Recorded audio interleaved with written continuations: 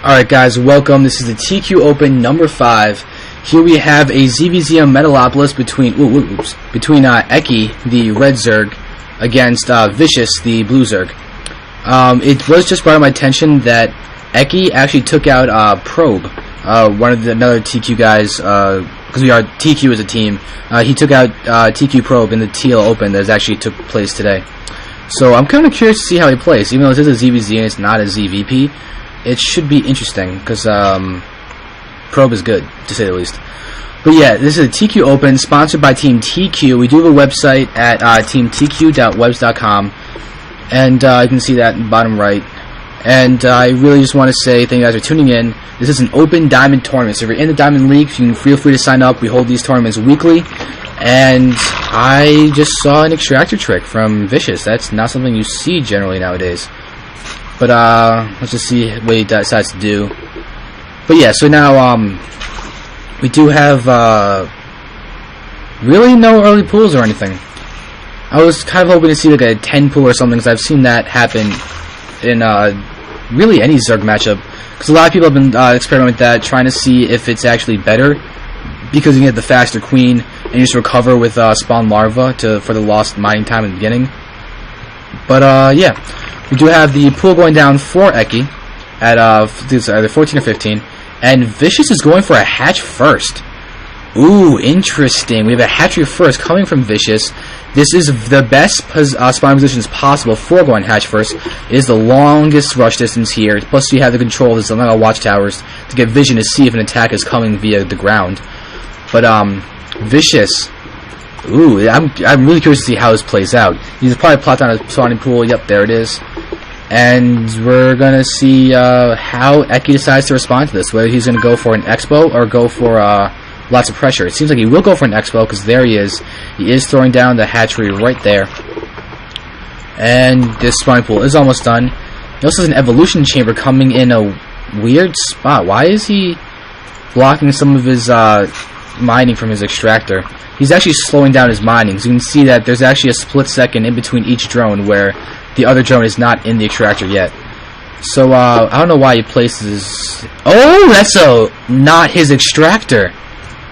Vicous put down that extractor. Okay, that is something I've never seen before. That is a manor extractor. That is clever. How much do extractors cost, though? Because that's my... Extractors cost 75 minerals. Or evolution chamber. I'm sorry, I'm flustered. I've never seen it before. I called it the wrong thing. But the evolution chamber. Interesting. Interesting. I guess what this also does, it'll actually allow him to see when the second gas will go up. It'll let him see when the lair gets morphed and stuff like that. So it'll give him a lot of. Can you see that roach warren? Ooh, this is really intriguing. And he can see the roach warren with this evolution chamber. He's getting some incredible scouting information and blocking mining with this evolution chamber. That's really clever. I really like that. And Ekke probably doesn't think that the roaches are going to be seen from Vicous. So Vicous is just going to lose. Vicous is going to kill Ekke's overlord over there.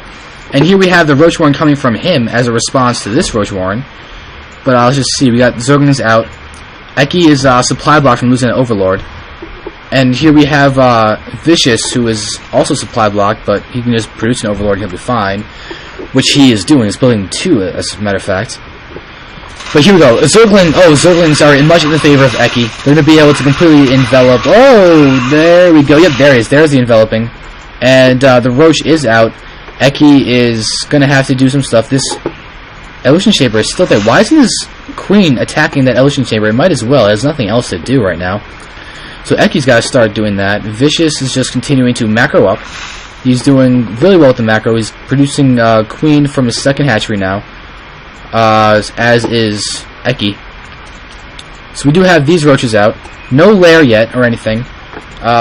His gas count is getting pretty high. I don't think Vicous is not making use of the ocean chamber. It's still just there. Alright, finally Ekke's going to start killing the ocean chamber. It took him long enough, but we're going to see that Ekke is just continuing to macro up as well.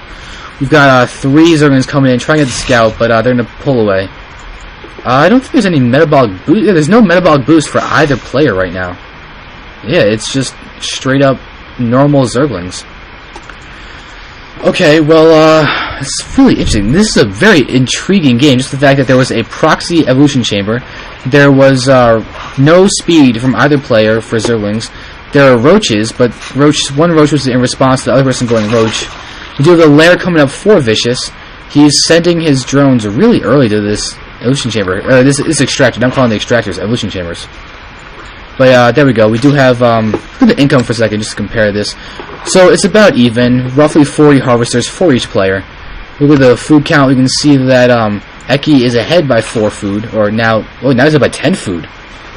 Now it's 9 food. But where is that coming from? Look at the units. It's a lot of roaches that are being made by Vicous. We have not a ton of roaches from Ekke right now, just these couple defensive roaches. However, we do have double evolution chamber coming down for Vicous, and we've got these Zerglings over here. And there we go. We have a lot of roaches there now. Still no metabolic boost. We do. Oh, look, we have double upgrades coming here for the range and carapace.